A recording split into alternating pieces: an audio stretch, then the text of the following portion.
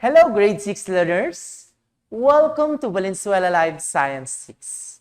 We are now on the 5th week of the second quarter, and I am excited to teach you more about the different organs and systems of our body.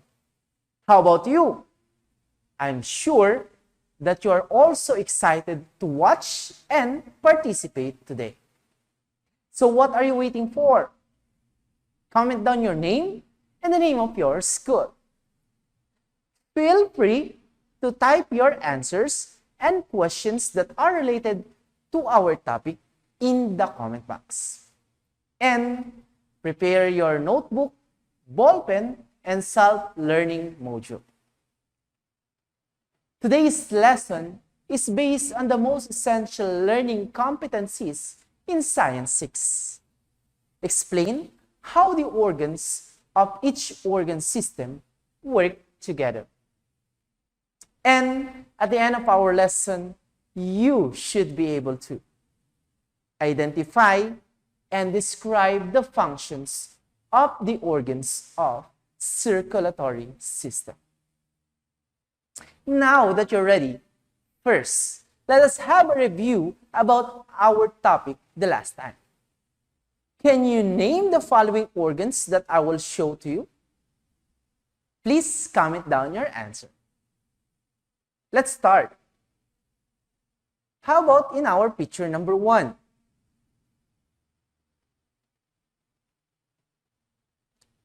All right. Comment down your answer. The answer is lungs. Very good. In picture number 2, what organ is this?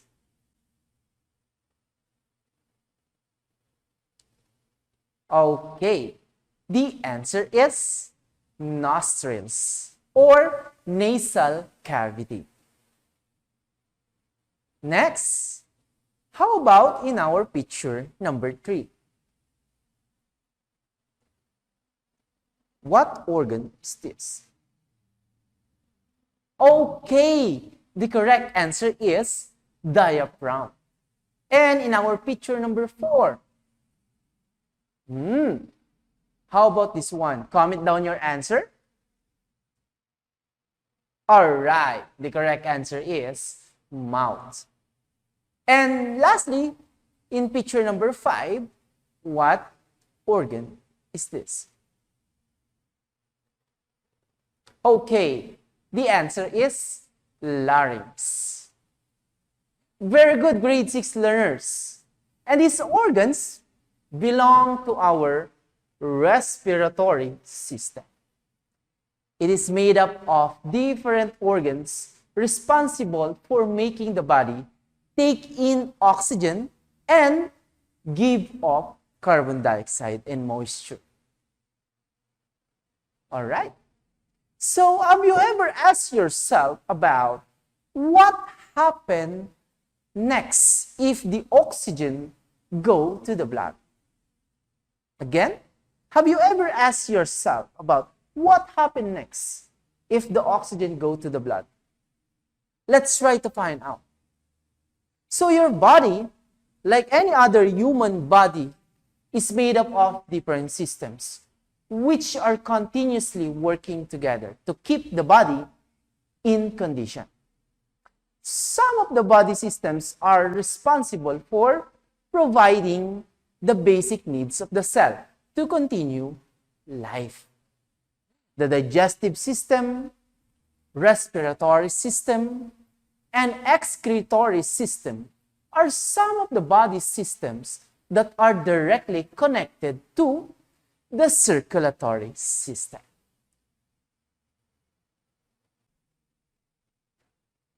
The circulatory system or cardiovascular system is considered as the main transport system of the body. It is like network or highways. It connects all the organs of the body with one another. It is responsible for the transport of water, nutrients, and oxygen to the body cells and carries carbon dioxide to the excretory system. The circulatory system consists of three major parts, namely the heart, the blood vessel, and the blood. So each part plays a major role in transporting a variety of materials throughout your body. Heart. Where is your heart? Place your heart or place your hand on your chest. Can you feel your heartbeat? In what side of your chest can you feel your heartbeat? Your heart is a specialized muscular organ located in the middle of the chest, with its apex tilted to the left side. It is approximately the size of your clenched fist and weighs about 250 to 350 grams. It is made up of a strong muscles called cardiac muscle cells, and it is enclosed by the pericardium. Pericardium is a thin but very strong sac. Heart has 4 chambers. The upper chambers, namely the left atrium and the right atrium. Also, we have the lower chambers, left ventricles and right ventricles. The atria are the receiving chambers, and the ventricles are the pumping chambers. So the ventricles have thicker walls than the auricles because the ventricles must pump the blood inside. But how does the heart pump blood? When pumping, force must be exerted by the thick walls of the ventricles to push the blood through the different parts of the body, through the arteries. The left auricle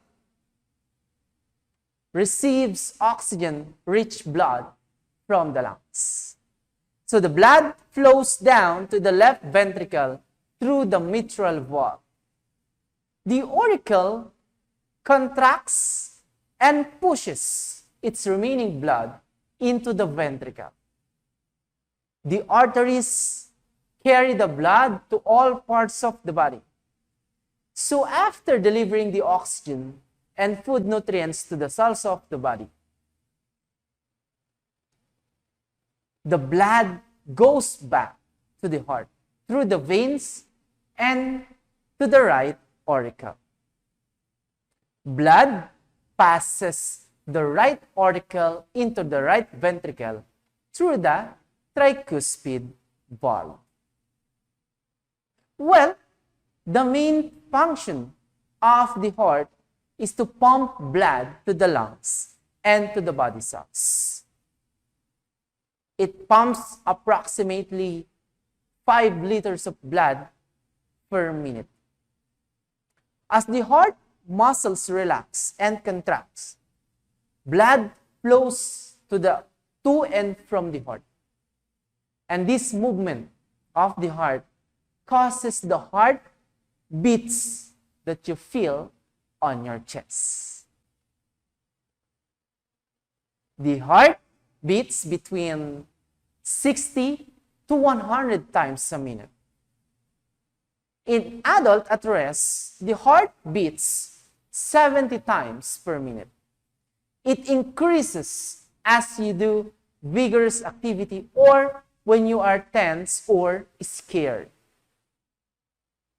Did you know that the heart beats about 3 billion times during a lifetime? Yes, it is stopped beating for more than 3 to 4 minutes. Permanent damage or permanent brain damage may occur. The next major part is blood vessels. The blood vessels are like the roadways of the body, where blood passes through. They are hollow tube that permits the blood to flow from the heart to the body cells and back to the heart. There are 3 kinds of blood vessels, namely the arteries, veins, and capillaries. So arteries are the blood vessel that carry blood away from the heart to the body cells. So the biggest artery which is connected to the heart is the aorta. This branches out into smaller arteries called arterioles. From the arterioles, the blood is pushed through the capillaries. The narrowest and the most numerous blood vessel. So in the capillaries, food nutrients and oxygen molecules are transferred from the blood to the cells of the body. And carbon dioxide and other waste are picked up. So capillaries have very thin walls which allow food nutrients and oxygen to pass through. All right, as the blood picks up the waste of the body, it moves toward the heart through the veins. The walls of the vein are thin and slightly elastic. The superior vena cava and the inferior vena cava are the major veins in our body. The last part of the circulatory system is the blood. Your body contains approximately 5 liters of blood depending upon the size of the body. It is about 9% of the body weight. Blood is a protein-rich fluid circulating in the body. It consists of plasma and 3 blood cells. 55% of the volume is blood plasma. So plasma transports the blood cells throughout the body.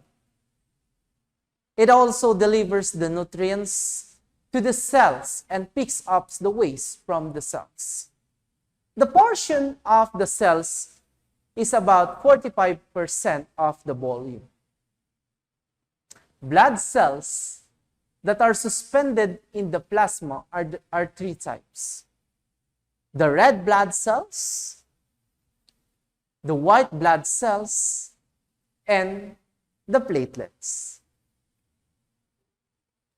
Red blood cells are tiny biconcave discs. They are also called erythrocytes. They are the most abundant cells in the body, about 4.5 million to 5 million of them in 1 cubic millimeter of a healthy blood. Each red blood cells contain iron containing protein called hemoglobin.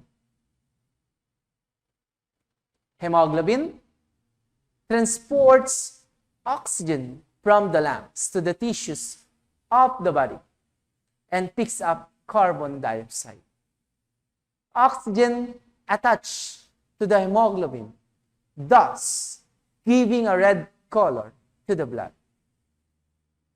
Red blood cells have a short lifespan of 120 days.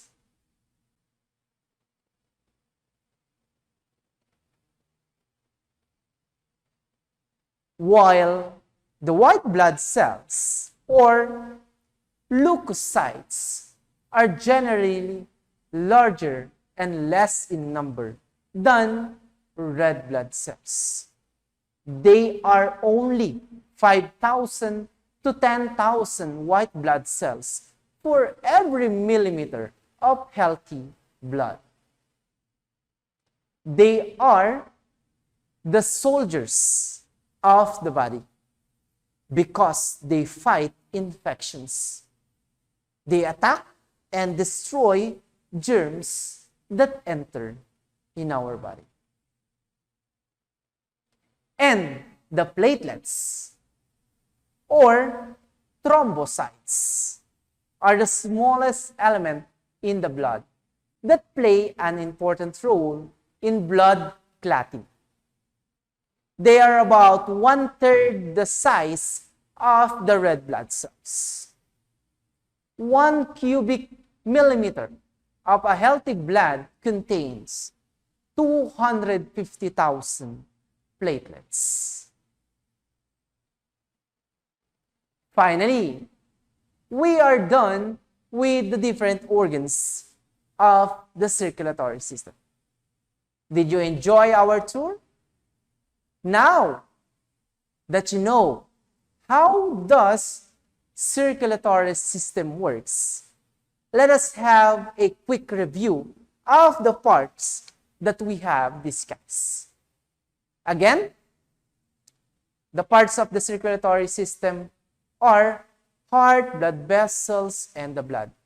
So, when pumping, force must be exerted by the thick walls of the ventricles to push the blood through the different parts of the body through the arteries. And the left auricle receives oxygen-rich blood from the lungs. The blood flows down to the left ventricle through the mitral valve. The auricle contracts and pushes its remaining blood into the ventricle. The arteries carry the blood to all parts of the body. After delivering the oxygen and food nutrients to the cells of the body, the blood goes back to the heart through the veins and to the right auricle. And blood passes the right auricle into the right ventricle through the tricuspid valve. Tap the heart and like reaction if you enjoy our lesson today. All right. So to test your knowledge and understanding about the circulatory system and how it works, let's try this activity. Simply, you will identify the organs described below. Just comment down the letter of the correct answer. Let's try number 1. In question number 1, it delivers nutrients to the cells and picks up waste. What organs is this? Is it blood vessels, heart, or blood? 5 seconds.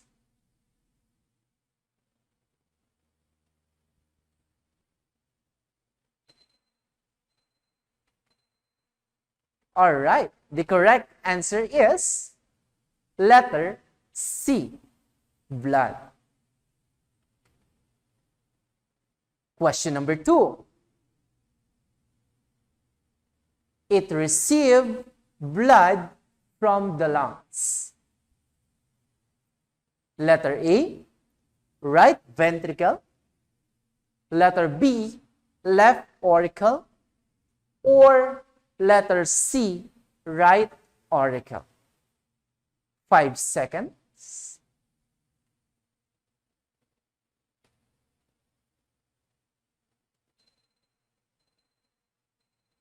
All right. The answer is letter B, left auricle. Excellent. How about in question number 3? It fights germs that enter the body. Letter A, red blood cells. B, white blood cells. Or C, platelets. Comment down your answers. 5 seconds. Okay, the answer is white blood cells. Let's go to question number 4. The food nutrients and oxygen molecules are transferred from the blood to the cells of the body. Is it letter A, arteries, B, veins, or C, capillaries? Comment down your answer.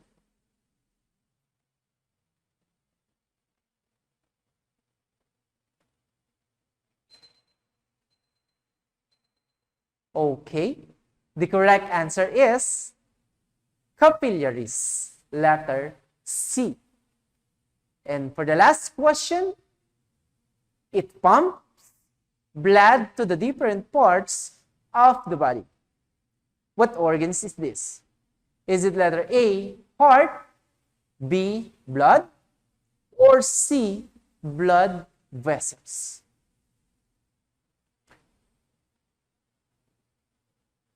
Answer in 5 seconds. Okay, the answer is heart, letter A. Very good, grade 6 learners. Thank you for your participation. For our hashtag, Ask Your Science Teacher Time, you can ask me some questions about our topic, and I will do my best to answer them.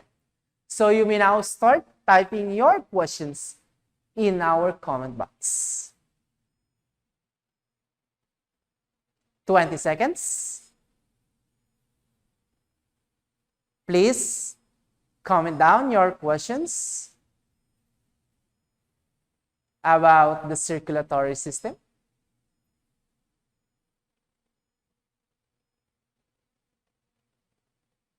All right, thank you so much. We have here one question from our viewer. Sir, how do platelets help in blood clotting? Interesting question. So when there is a cut or damage in the blood vessels, platelets release a clotting protein into the blood that initiates chemical reactions resulting in the formation of protein called fibrin. So fibrin separates into tiny threads that interlace where the blood vessels or where the red blood cells and plasma get entangled, forming a red mass called clot. So without platelets, you would be bleed to death in case a blood vessel is damaged by a minor wound or cut. All right, next question. Sir, are you familiar of blood donation or bloodletting? Yes. This activity is being encouraged by the Red Cross and the Department of Health and other health organizations to make sure there is a sufficient blood in the blood bank for persons who need blood transfusion for medical reasons. Blood transfusion has been used to save many lives. Thank you for participating in our discussion. I know that you really enjoy our lesson today. Sadly, we don't have enough time to answer all your questions today. But I know that your science teachers in your school will help you with this. So don't forget to attend your virtual class tomorrow. But before we end up our discussion, let us sum up the important points in our lesson and remember the following. The circulatory system is considered as the main transport system of the body. It has three major parts, namely the heart, the blood vessel, and the blood. The heart pumps blood to the lungs and to all parts of the body.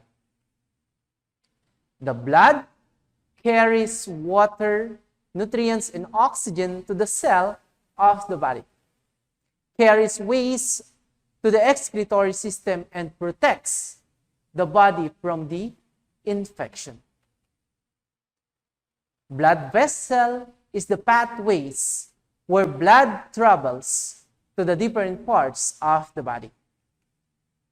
The heart, blood vessel, and the blood work together to transport water, nutrients, oxygen to the cells, and carries waste from the cells to the excretory system.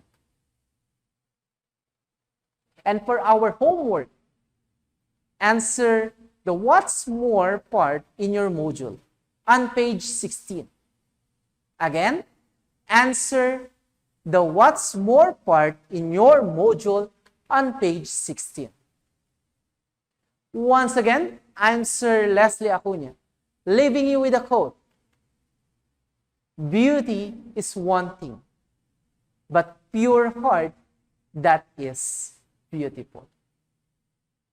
Thank you for listening, and see you again next year for another Science Terrific episode here in Valenzuela FB Live.